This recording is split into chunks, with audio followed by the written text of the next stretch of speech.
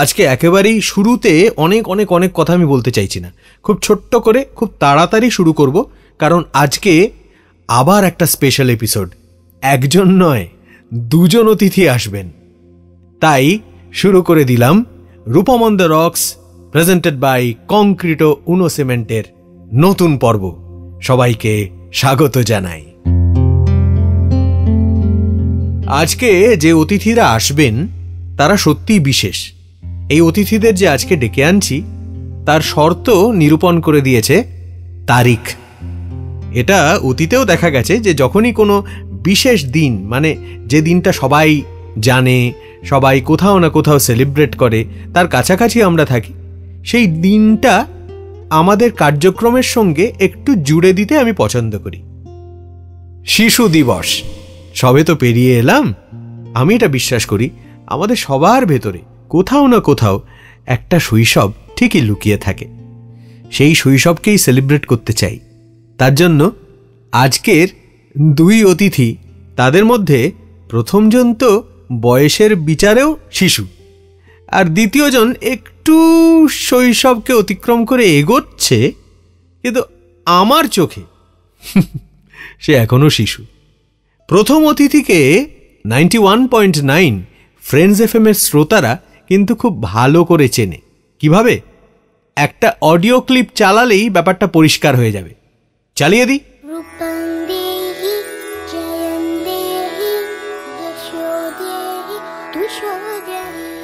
এই গলা আমাদের খুব পরিচিত গলা, আমার খুব প্রিয় গলা, এবং যতবার আমি এই অংশটা শুনেছি রেডিওতে, গাড়িতে যেতে যেতে বা বাড়িতেও, আমার মনে হয়েছে কে যেন আমার নামটা ধরেই যেন ডাকছে, যেন ওটা রূপং দেহি নয়, ওটা রূপম দেহি। তো আমার নাম ধরে যে ছোট্ট মানুষটি এত ডাকাডাকি করেন, সেই মানুষটিকেই আজ আমি আমাদের স্টুডিওতে ডাকতে চাই। তার নাম প্রকৃতি।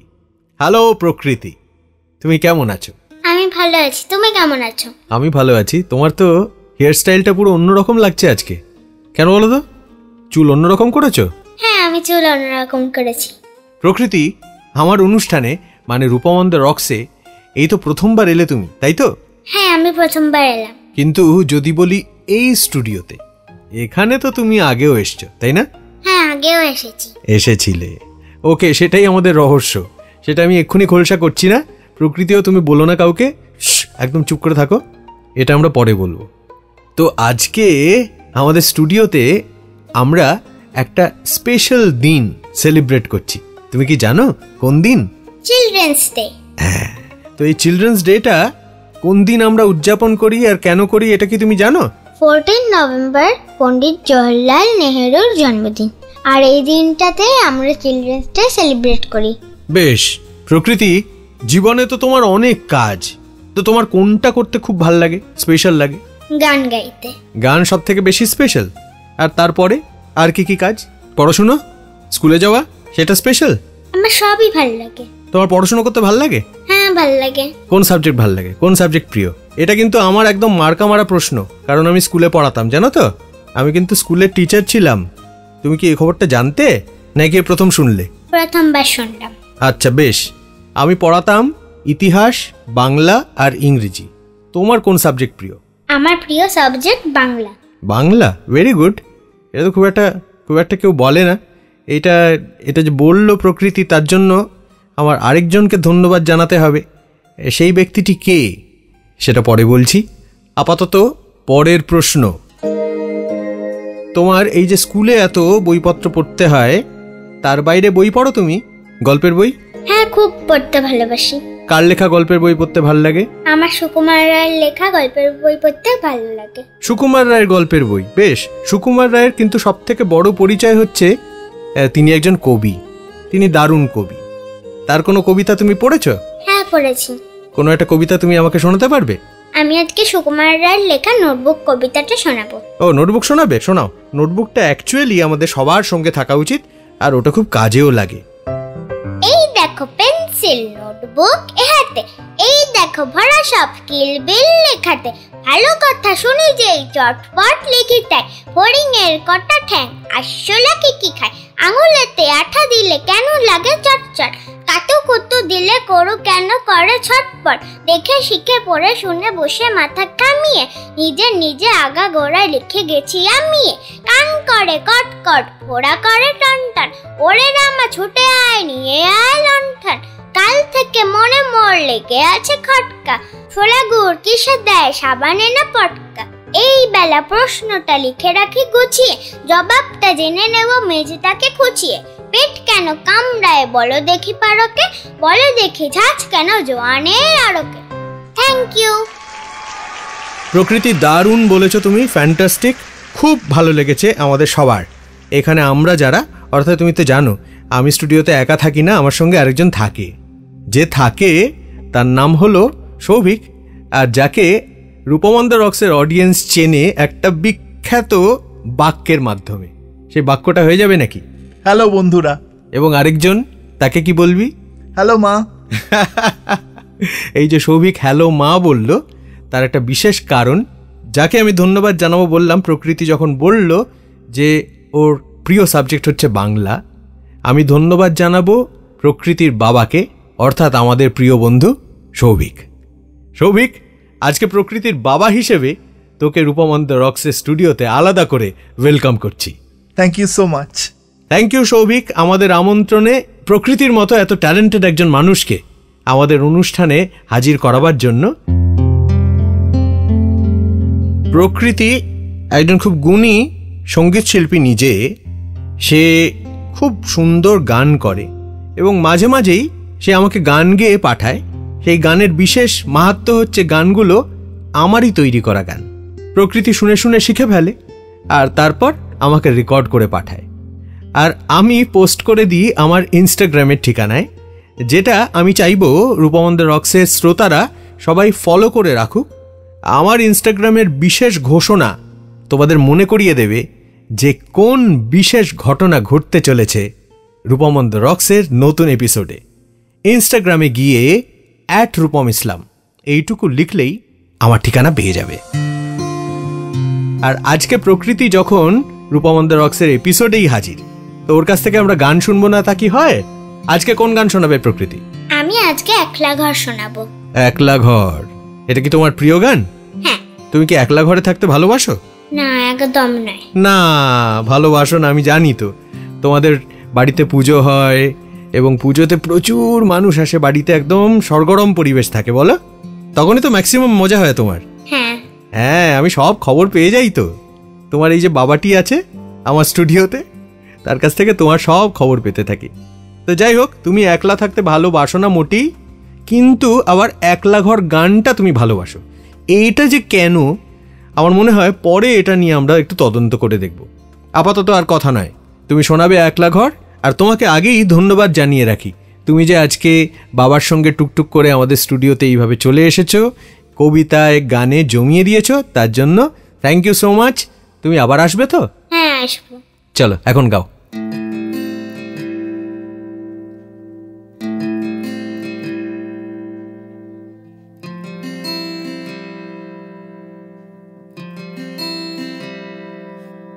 এই একলা ঘর আমার দেশ, আমার একলা থাকার অভ্যেস।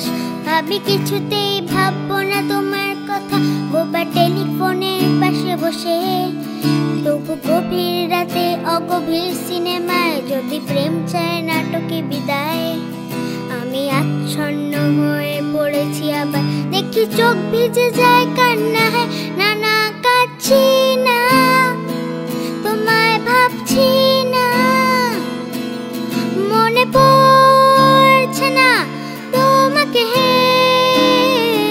তবু যাচ্ছি কি, ফিরে যাচ্ছি কি সে ফেলে আসা অতীতে, সে ক্ষতিতে।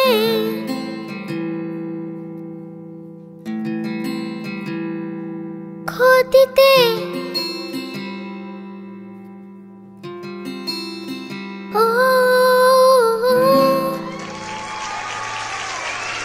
প্রকৃতির গলায় একলা ঘর শুনলাম। আলাদা করে উল্লেখ করতে চাই, প্রকৃতি একদম সঠিক লিরিক্সে একলা ঘর গেয়েছে।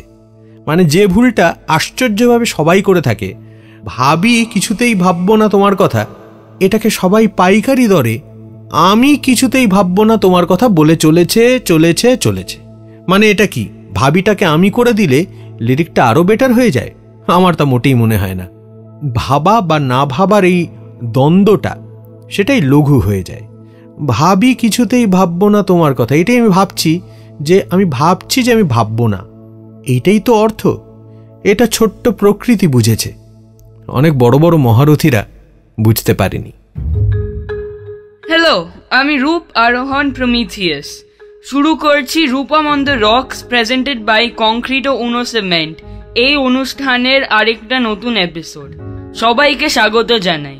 হ্যালো, অনুষ্ঠানটা কিন্তু অনেক আগে শুরু হয়ে গেছে, আর তুমি সেটা খুব ভালো করে জানো। তুমি এখানে বসে বসে প্রকৃতির কবিতা, গান এই সমস্ত শুনছিলে আর মাথা নেড়ে নেড়ে তারিফ করছিলে, আর তারপরেও তুমি আবার এই ফচকেবিটা করছো।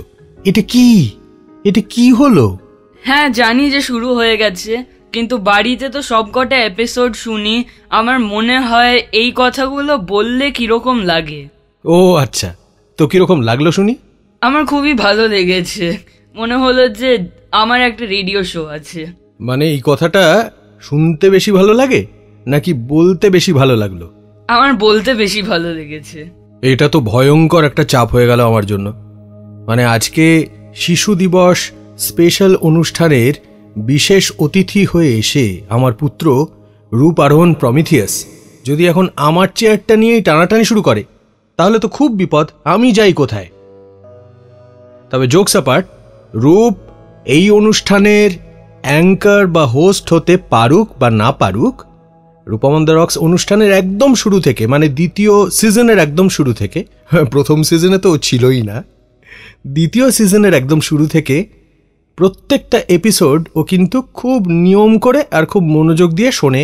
আমার সাথে এ নিয়ে অনেক আলোচনাও করে, কি হওয়া উচিত কি হওয়া উচিত না। তো এরকম একজন মনোযোগী শ্রোতাকে যখন আমাদের স্টুডিওতে আজকে পাওয়াই গেছে, তাকে একটা প্রশ্ন তো করতেই পারি। রূপ, তুমি যে এই অনুষ্ঠানটা এত ভালোবেসে শোনো, এর রহস্যটা কি? কেন শোনো? আমার এই অনুষ্ঠানটা খুব ভালো লাগে কারণ এই অনুষ্ঠানে একটা পার্সোনাল টাচ আছে, যেটা অন্য অনুষ্ঠানে ল্যাক করে। রিয়েলি? হ্যাঁ। আচ্ছা আচ্ছা, তো এই পার্সোনাল টাচটা এটা কিন্তু তৈরি হয় অনেক সময় কিছু গল্পকে ঘিরে, আবার অনেক সময় কিছু গানের সাহায্যে। আমরা বলে থাকি যে আমাদের এই অনুষ্ঠান হলো আমাদের প্রিয় গান আর গল্পের ঠিকানা। তো গান না গল্প, কোনটা তোমার বেশি ভাল লাগে? এত ডিফিকাল্ট প্রশ্ন হয়ে গেল। হ্যাঁ, ডিফিকাল্ট তো বটেই। দেখো, লাইফ ইজ ডিফিকাল্ট। এখন তুমি শিশু দিবস স্পেশাল এপিসোডে এসেছো, তা বলে তুমি তো আর শিশুটি নও, তুমি তো একটু বড় হয়ে গেছো, তাই না? তুমি এখন কিশোর হয়ে গেছো, আরও বড় হবে। যত বড় হবে ততই জীবনের অনেক অনেক ডিফিকাল্ট সমস্যা তোমার সামনে এসে উপস্থিত হবে, তোমাকে সেগুলোকে ট্যাকল করতে হবে। তাই যে এটাকেও একটা ডিফিকাল্ট প্রপোজিশন হিসেবে ধরে নাও না। দেখা যাক না তুমি এর কি উত্তর দাও। ও কোনো জবাব দিতে পারেনি। এবার তাহলে একটা ইজি প্রশ্ন দিচ্ছি।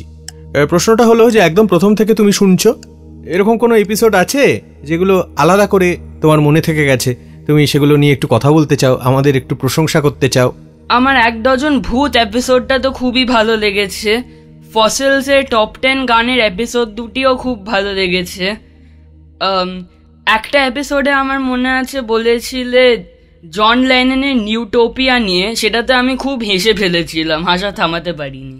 ও আচ্ছা, সে তো অনেক দিন আগের এপিসোড। হ্যাঁ। আর তোমার কেষ্টবাবুর এপিসোড, কেষ্টবাবুর সাগর স্নান, মনে আছে? হ্যাঁ, ওটাও আমার খুব ভালো লেগেছে। ভেসে গেলুম ডুবে গেলুম নাইতে এসে কি সুখ পেলুম কেষ্টবাবু, কোন কেষ্টবাবু? পা ডুবে না, গা ভাসে না, ঢেউ ফিরে যায় মাখিয়ে ফেনা কেষ্টবাবু, কেষ্টবাবু। জামা ভিজে কাপড় ভিজে এখন আমি করি কি যে কেষ্টবাবু, জান কেষ্টবাবু। আমাদের ভেতরের শিশুকে যদি আমরা একটু প্রশ্রয় দিই, তাহলে সত্যি আর সময়ের হিসেব থাকে না। আমার মনে পড়ছে গোলাম মোস্তাফার লেখা সেই বিখ্যাত দুটো লাইন, ভবিষ্যতের লক্ষ্য আশা মোদের মাঝে সন্তরে, ঘুমিয়ে আছে শিশুর পিতা সব শিশুরই অন্তরে। এই লাইন দুটো কিশোর কবিতার। আমার মনে হয় শিশু দিবসের যে তাৎপর্য সেটা একটু পরিণত বয়সের জায়গা থেকে যদি আমরা দেখি, এর থেকে পারফেক্ট লাইন আর হয় না। হ্যাঁ হ্যাঁ, আরেকটা লাইনও মনে পড়ে যাচ্ছে, ওয়ার্ডসওয়ার্থের লেখা, the child is father of the man. এর মানে সেইটাই, হরে ধরে সেই জায়গাতেই পৌঁছচ্ছি যে সবার মধ্যেই শিশু লুকিয়ে আছে। শিশুর পিতা যেমন শিশুর মধ্যে লুকিয়ে থাকে, শিশুর পিতার মধ্যেও ইকুয়ালি লুকিয়ে থাকে শিশু। তার কারণ ওই যে নিউটন তার তৃতীয় সূত্রে বলে দিয়েছেন যে সব ক্রিয়ারই সমান ও বিপরীত প্রতিক্রিয়া থাকে।